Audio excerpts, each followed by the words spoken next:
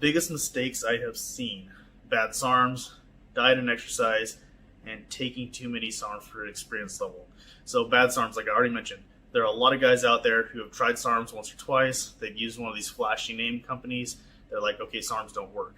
Well, I'm sorry guys, you weren't probably taking the SARM in the first place, and if you were, it was probably massively underdosed. So you can't just write them off. I'm just saying, a lot of these products are completely bunk, and in my opinion, it's probably more than half of them are underdosed to a point where there's no point in even taking them. So you have to, like I said, use a reputable company. Diet and exercise. Okay, you can't take SARMs or any other performance enhancing product and expect it to be a magic pill. You still have to be dieting correctly. You still have to be exercising correctly.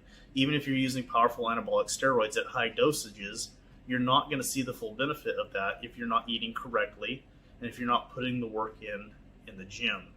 But most of the cutting or bulking is going to depend on the diet. Okay, regardless of the compound, whether it's a SARM or a steroid or pro hormone, the bulking and cutting is going to depend more on the diet.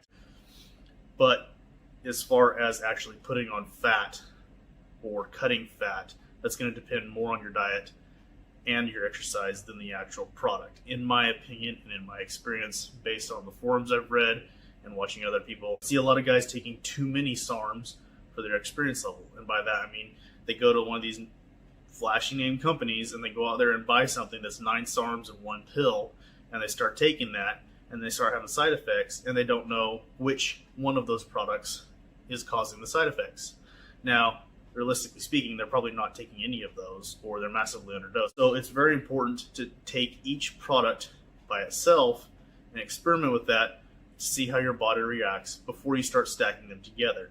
All right, that way you know where you're going to be getting your side effects, you know the dose that they show up, you know how long you can take them before you see the side effects, so on and so forth, and then you can start stacking safely.